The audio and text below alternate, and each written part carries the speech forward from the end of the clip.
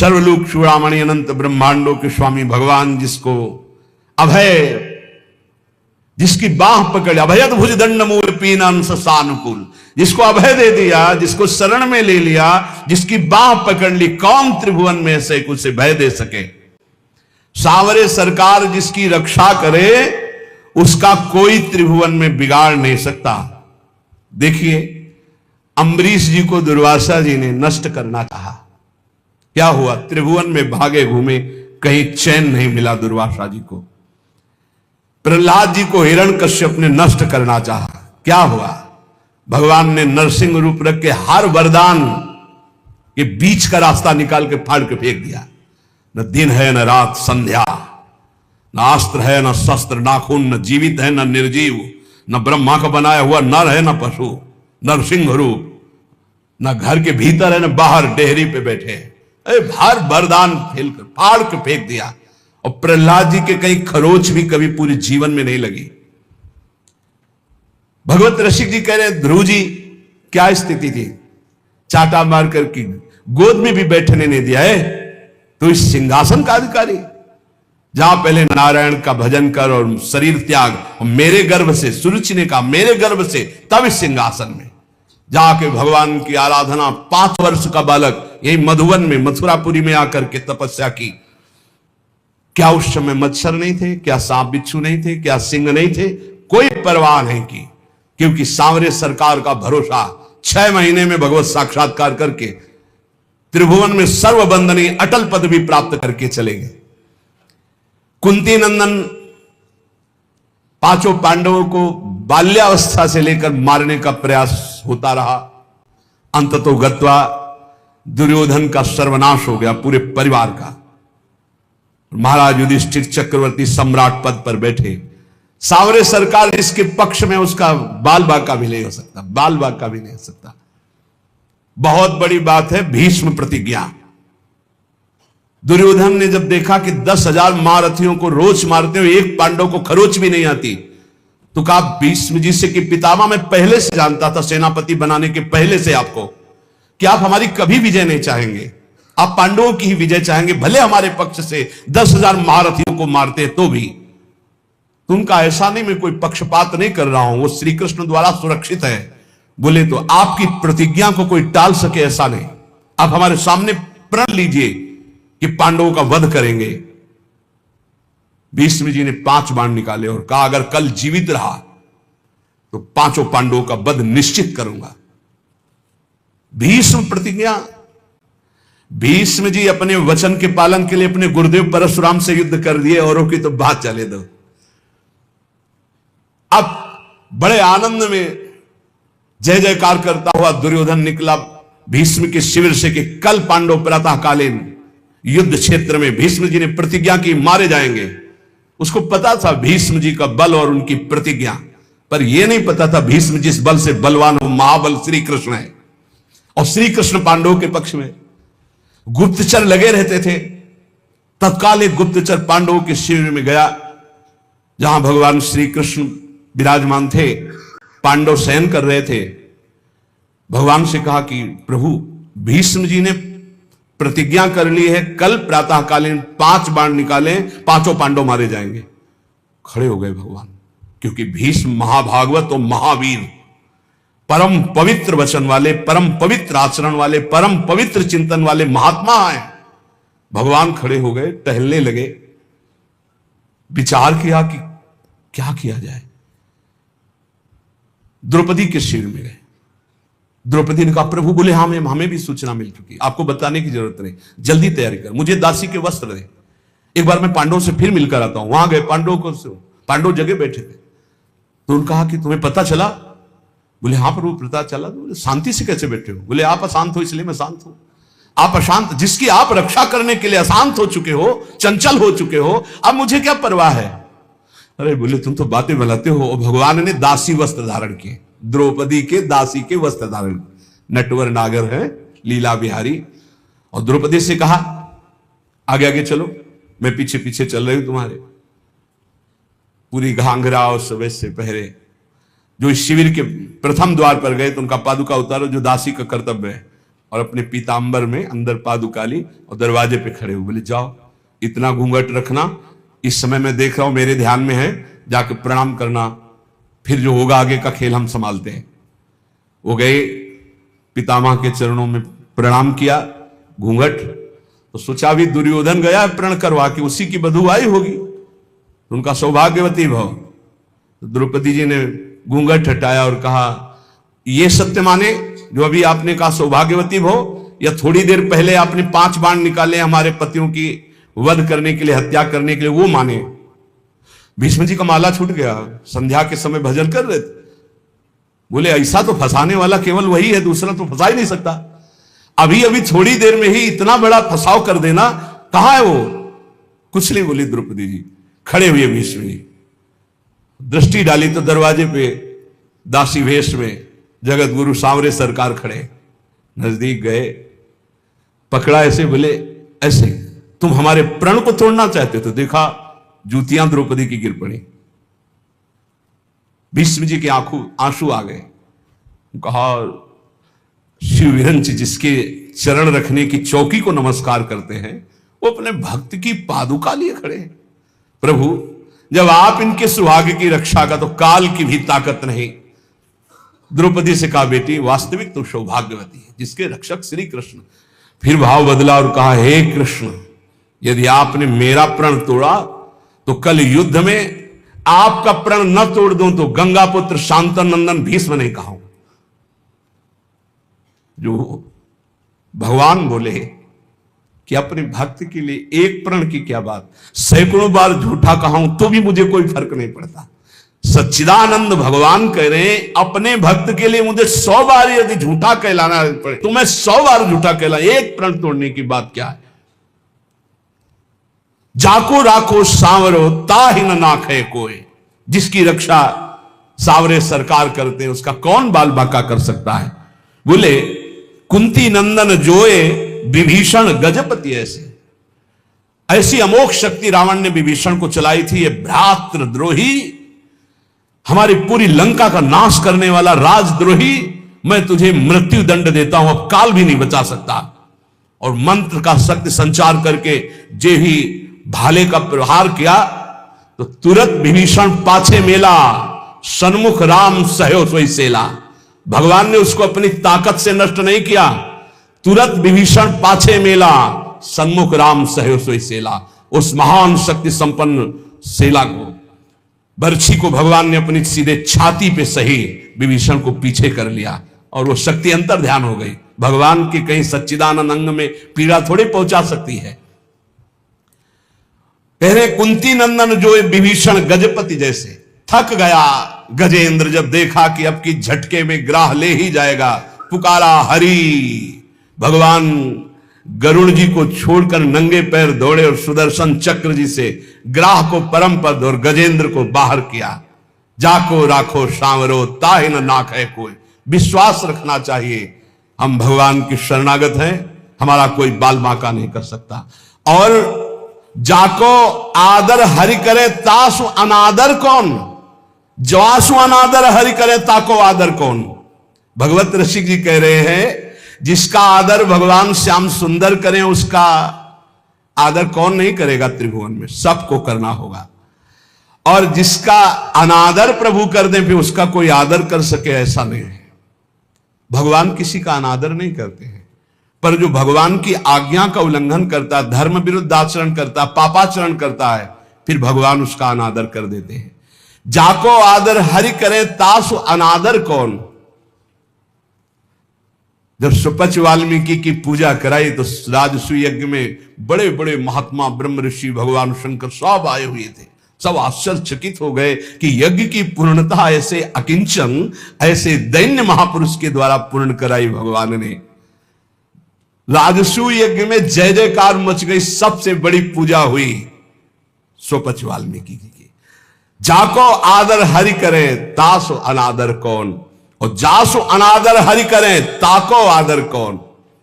जिसको हरि अनादर कर दे, तू मेरी आज्ञा का उल्लंघन करके मनमानी पापाचरण कर रहा है, तो कह रहे फिर वो कभी आदर का पात्र नहीं बन सकता जिसका भगवान अनादर। तभी लोग कहते भगवान से डरो, लेकिन आज इतना ज्ञान छाया हुआ है और सर्वनाश का खेल हो रहा है, सर्वनाश का खेल हो रहा है। कैसे कैसे दृश्य उपस्थित हैं, आप लोग तो संसार में सीख लो ना, इस संसार से। ये शिक्षा देता है, ये संसार शिक्षा देता है। नवीन नवीन पशुओं के शरीरों खा रहे, तो उनके बच्चे वो गाड़ी से उतर करके जल लाने के लिए गए, शीशा लाख हो गया, पता नहीं कैसे आग लगी, चिल्लाता रहा पूरा परिवार गाड़ी में, वो बाहर ऐसे तड़प रहा है पानी लिए, पूरा परिवार जल रहा है। खाओ तो दिखा रहे हैं तुम्हारे। ये बहुत सावधान, ये हम ऐसे नहीं चिल्लाते मांस मत खाओ, शराब मत पियो, पराई माता बहनों की तरफ पाप दृष्टि मत करो, किसी का धन अपहरण मत करो, ऐसे नहीं कह रहे। बहुत शास्त्र सम्मत बात कह रहे हैं, बहुत मंगल की बात कह रहे हैं। मान लो, अभी जबान को रोक लो, अभी गंदी बातें रोक लो, भगवान के नाम में बड़ी सामर्थ्य है, आपको बल मिलेगी। ताको आदर कौन इंद्र अद्यापि जो देखो, गोवर्धन गिरिराज भयो सब पूज्य विशेखो। देखो भगवान ने जब इंद्र को ऐसे करके गिरिराज जी का, आज तक गिरिराज जी की जय जयकार हो रही। क्या बिगाड़ लिया इंद्र ने ब्रजवासियों का? भगवत रसिक अनन्य पान गहिलीनो ताको। बस ये कुछ ऐसे शब्द हैं जो हृदय में एकदम, भगवत रसिक अनन्य पान गहिलीनो ताको। भगवान ने जिसका हाथ पकड़ लिया, सुरजन सब अनुकूल करे दुर्जन कहा जाको। समस्त दैवी शक्तियां उसके अनुकूल हो जाती। ये दुर्जन लोग, दुष्ट लोग कुछ उसका बिगाड़ नहीं सकते, जिसको भगवान सावले सरकार अपने पक्ष में कर ले। इसलिए उपासक को धाम की कृपा से, रसिकों के संग से जो आराध्य देव की प्रियता प्राप्त होती है, निर्भय हो जाए। किम करोम्यहम मुन्मत्तो यत् किंचित प्रलपाम्यल ज्ञान भक्ति विरक्ति आदि व्यर्थम वृंदावनम बिना। क्या करूं, ये लोग पागल हो रहे हैं, समझ ही नहीं पा रहे हैं। कैसे बस रुपया आवे, रुपया से भोग सामग्री, बस कैसे रुपया आवे, कैसे भोग लूं। बहुत सावधान, बहुत सावधान। पागल होने के लिए नहीं आ पाए, आप विवेकवान बनने के लिए आए। जिसको देखो ऐसे पागलपन से प्रलाप करता है, बहुत सावधान। श्रीपाल कह रहे प्रलाप्यम, प्रलाप पागलों जैसा, स्पष्ट पागलों जैसा प्रलाप। सब भगवान की शक्ति से संपन्न है, कोई संशय नहीं। पर आज तक कोई महापुरुष ऐसे भगवान की शक्तियों को नहीं। भगवान की शक्ति लोक का पालन करने के लिए विराजमान है। लोग जब अधर्माचरण करता है तो वही शक्तियां उनको नष्ट करने वाली बन जाती है, और जब धर्माचरण करता है तो उन्हीं का पालन करने वाली बन जाती है। वशिष्ठ जी त्रिकालज्ञ महापुरुष हैं। वशिष्ठ जी नई सृष्टि रचने वाले सामर्थ्यशाली महात्मा हैं। वशिष्ठ जी भगवान राम को ब्रह्म उपदेश करने की सामर्थ्य रखने वाले महात्मा हैं। योग वासिष्ठ पढ़ के देखना। जब भरत जी विकल होकर कहते हैं कि महाराज आपके होते हुए अयोध्या उजड़ गई, सिया राम जी का वनवास हो गया, महाराज जी का प्राणांत हो गया, दशरथ जी का, माताएं हमारी सौभाग्य भाव से उजड़ गई आपके होते हुए। तब कहा सुनो भरत, ऐसे तो नहीं किया, सुनो भरत, भावी प्रबल बिलख कहो मुनिनाथ, हानि लाभ जीवन मरण जस अपजस विधिहान।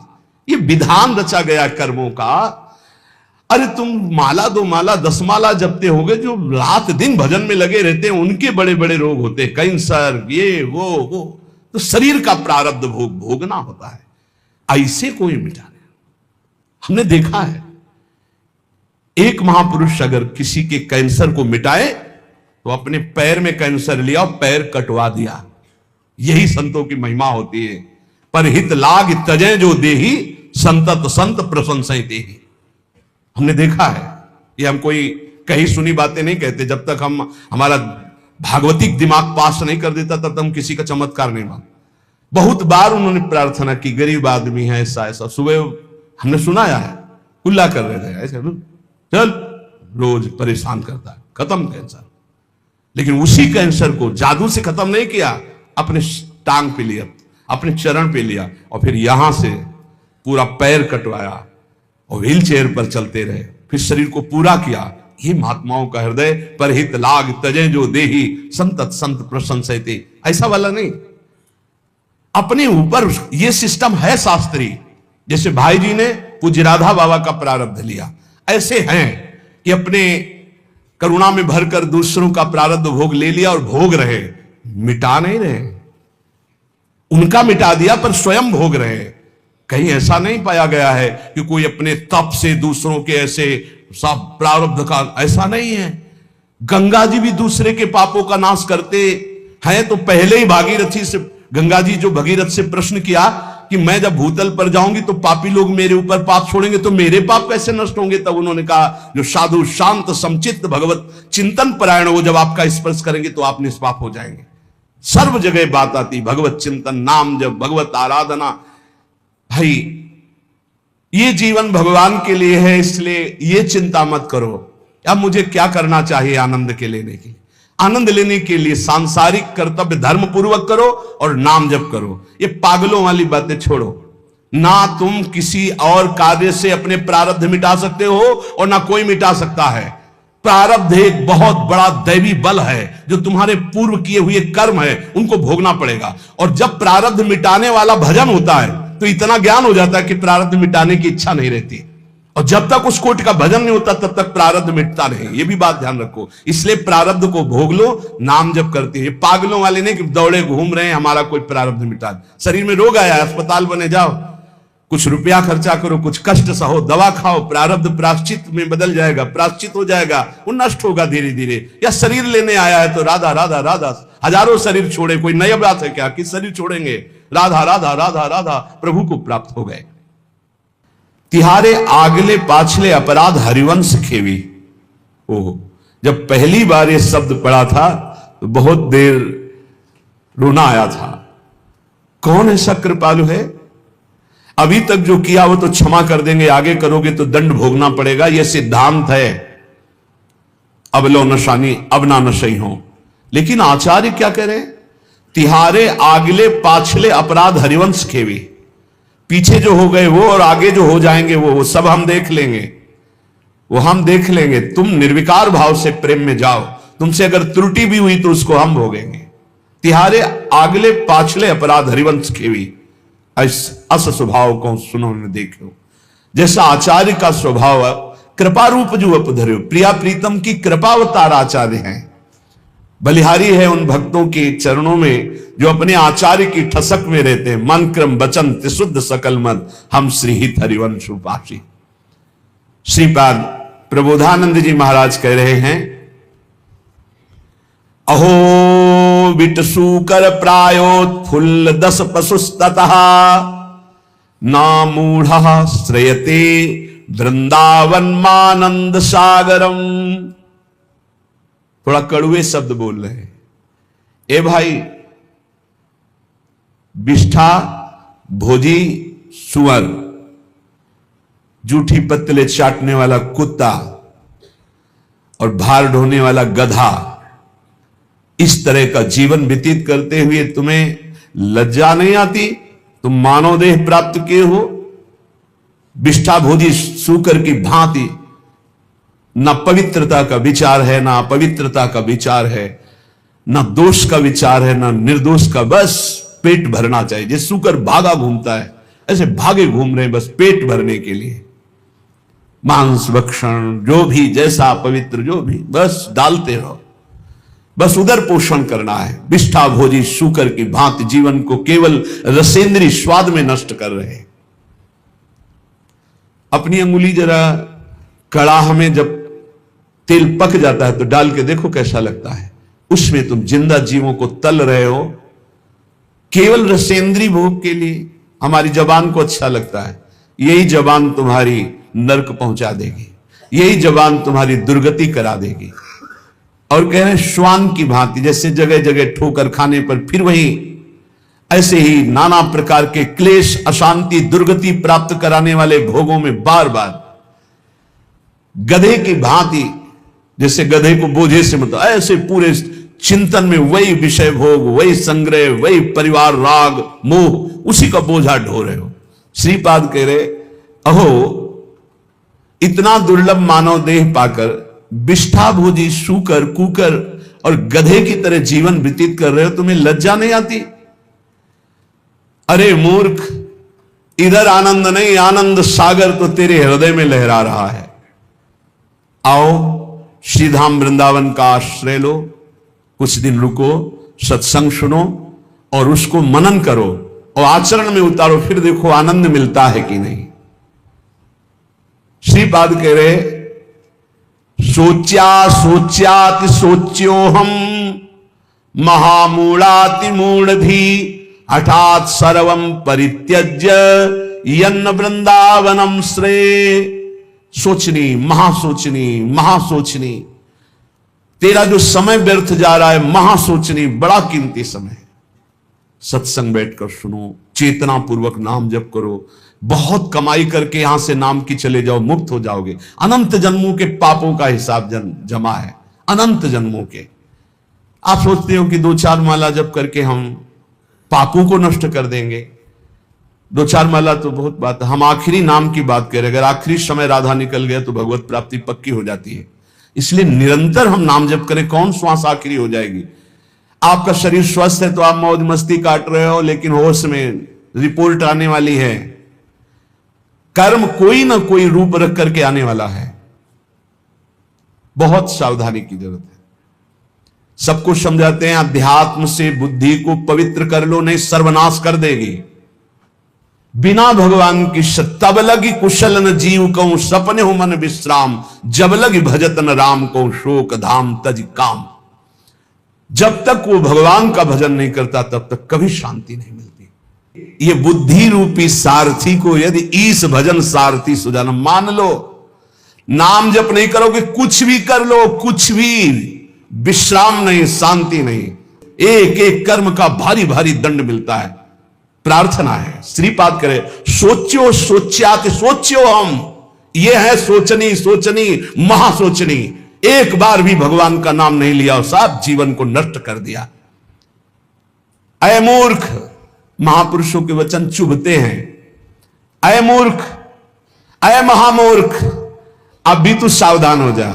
जिसके कानों में शब्द पड़ रहे हो, अब भी सावधान हो जा। छोड़ दे दशा, छोड़ दे दूसरे जीवों की हत्या करके मांस खाना, छोड़ दे पराई माता बहनों के प्रति पाप दृष्टि रखना। नहीं, यही तेरा सर्वनाश कर देगी।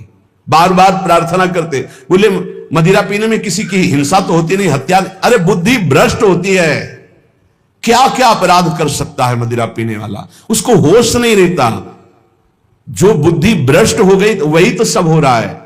जो शास्त्र कह रहे हैं एक अक्षर कहीं झूठे नहीं है। प्यारे भजन नहीं करते, इसलिए तुम्हें शास्त्र की बात समझ में नहीं आती। एक एक शब्द शास्त्र के सच्चिदानंद भगवान के भाव में डूबे हुए महापुरुषों ने लिखा है, जो परम अनुभवगम सत्य है। कल एक उपासक अपनी मना स्थिति का वर्णन कर रहे थे कि मैं भगवत साक्षात्कार कर चुका हूं आनंद में, अब हमारी ऐसी ऐसी थोड़ी परेशानियां हैं और ये कैसा था। फिर उनसे कहा कि भाई फिर धोखे में मत रहो। एक बार भगवदानंद की अनुभूति होने के बाद नहीं स्वात्मारामम विषय मृग तृष्णाम भ्रमयति। आत्माराम पुरुष, भगवदानंद को प्राप्त पुरुष, भगवत साक्षात्कार पुरुष के ऊपर कभी किसी भी द्वंद्व का प्रभाव नहीं होता।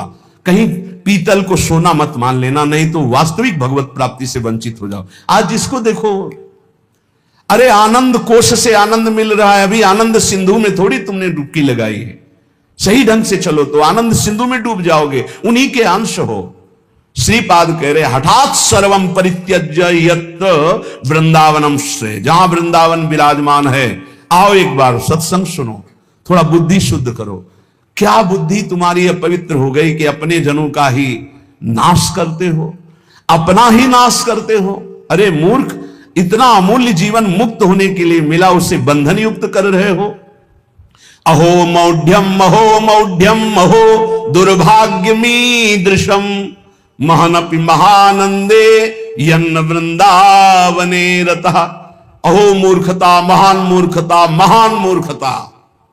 जैसे उसमें कहा सोचनी, महासोचनी, महासोचनी, इसमें कह रहे मूर्खता, महान मूर्खता, महान मूर्खता। जो इस संसार में मानव देह प्राप्त करके महाआनंद स्वरूप प्रभु का नाम जप नहीं किया, प्रभु की आराधना नहीं की, कभी धाम यात्रा नहीं की, कभी सत्संग नहीं सुना, भगवत चरणारविंद में प्रेम नहीं हुआ। महान मूर्खता, महान मूर्खता, महान मूर्खता। सांद्रानंद रसे वृंदावने पिनानुरज्यतः किं वा मम करिष्यन्ति ज्ञान भक्ति विरक्तयः। आनंद घन के मूल श्री वृंदावन धाम में यदि रसिकों का संग करके चित्त प्रेम में अनुरक्त नहीं किया तो तुम्हारा ज्ञान प्राप्त करना, तुम्हारा साधन करना, तुम्हारा वैराग्य धारण करना किस काम में आया। शास्त्रों का ज्ञान प्राप्त कर लेना तो उसका फल है कि अज्ञान से निवृत्त हो जाना। अज्ञान किसे कहते हैं? ब्रह्मा से लेकर के तिनके तक सब माया रचित है। सत्य है तो केवल प्रभु, उनका नाम, उनका रूप, उनकी लीला। ये त्रिगुणात्मिका माया का ऐसा जादू तमाशा है कि जिसमें बड़े बड़े फंस जाते हैं। बातें ज्ञान की करते हैं, स्थिति अज्ञान में होती है। भगवान के नाम में असीम सामर्थ्य है। उस नाम में भी हम ये नहीं कह सकते कि जाओ ये अभी काम हो जाएगा। क्यों? क्योंकि तुम्हारे पहले पापों का नाश करेगा। कितने जन्मों के पाप जमा है तुम्हारे, उन पापों का नाश, फिर भी नहीं काम होगा। पाप प्रवृत्ति का नाश करेगा, फिर तुम्हारे हृदय में परम अर्थ स्वरूप भगवान की प्रीति प्रकट करेगा। आप सब काम हो गए। भगवान की प्रीति उत्पन्न होने से अशुभ वासनाएं नष्ट हो जाती है। भगवत भाव में अद्भुत आनंद, यह है काम होना। सांसारिक कोई कार्य शुभ कर्म के प्रताप से हो भी जाए तो कितनी देर टिकेगा। विनाशकारी ये सब काल नष्ट कर देता है। विनाशकारी काल ये सब नष्ट कर देता है। चाहे जितनी उन्नति हो, सब अवनति में बदल जाती है। ये इतिहास पढ़ के देखो तो तुम्हारे होश उड़ जाएंगे। जिनके ऐसे ऐसे प्रभाव थे उनकी अब कहीं खोज भी नहीं है। जहां ऐसे महल थे, जय जयकार मचते थे, वहां जाले और कबूतर हग रहे हैं। जो बनी भी बनी है, महल बने हुए भी हैं, कुछ नहीं रह गया। काल सबको विनाश कर दिया। कुछ समय के लिए आए हो, एकमात्र भगवान की प्राप्ति, एकमात्र नाम जप कर लो। मन लगे ना लगे वो धन तुम्हारे काम आएगा। धिंग धिंग माम पिशद विद्या कुलशील गुणोज्वलम वृंदावन रति प्राणहीनो हिष्याद यतः सवः। धिक्कार है, धिक्कार है, धिक्कार है। बहुत प्यार भर के बोल रहे हैं, जैसे सोचनी सोचनी मां सोचनी, मूर्ख मूर्ख महामूर्ख। कह रहे धिक्कार धिक्कार धिक्कार। धिंग धिंग मां मपि सद विद्या कुलशील गुणोज्वलम। धिक्कार है तुम्हारी कुलीनता को, तुम्हारी सुशीलता को, तुम्हारे गुणों को, तुम्हारे रूपवान, तुम्हारी जवान होने को। मानव देह में यदि ये सब प्राप्त है और तुम भजन नहीं करते, तुम सद्भावना वाले नहीं हो, सद्विचार वाले नहीं हो, तुम्हें प्रभु से प्यार नहीं हुआ, तो धिक्कार तुम्हारे इस रूप को, तुम्हारे जीवन को, तुम्हारे कुल को किस काम आएगा। श्रीपाद कह रहे हा हा वृंदावनम त्यक्त्वा यदन्यत् कर्तुमुत्सहे जानन्नपि विषम भुंजेत् उत्कृत्य परमामृतम। वृंदावन आपकी कृपा से हमने आपको प्राप्त किया है। अब मैं आपको नहीं छोड़ सकता। मेरा उत्साह कभी नहीं बन सकता कि मैं आपको छोड़कर जाऊं। अरे भला कोई परमानंद को त्याग कर विष पीता है क्या? ये संसार विष है। हे वृंदावन आप परमानंद स्वरूप हो। जो आपका आश्रय ले लेता है, हरि उसका भार संभाल लेते हैं। धाम की एक बड़ी आंतरिक गुप्त महिमा है। जो ही आप धाम का आश्रय लेंगे तो धाम ही आपको संभाल लेगा। ये धाम चिदानंद कोई जड़ वस्तु नहीं है। और हरि जिसको संभाल ले उसको बिगाड़ कौन सकता है। सीम की चाप सके को तासु, बड़ रखवार रमापति जासु। बड़े रक्षक भगवान श्रीपति जिसके हैं उसका बाल बांका कौन कर सकता है। इसलिए उपासक को अन्य आश्रय में चित्त नहीं लगाना चाहिए। भगवत आश्रय, भगवत ऋषि जी कहते जाको राखे सामरो ताहि न नाखे कोय। अम्बरीश प्रहलाद ध्रुव कुंती नंदन जोए। कुंती नंदन जोए विभीषण गजपति ऐसे। दुर्वासा असुरेश सुरुचि दुर्योधन जैसे। दुर्जन रावण ग्राह देख दुख लगे न ताको। भगवत रसिक नरेश बाह गई। राखे जाको। भगवत ऋषि जी कहते हैं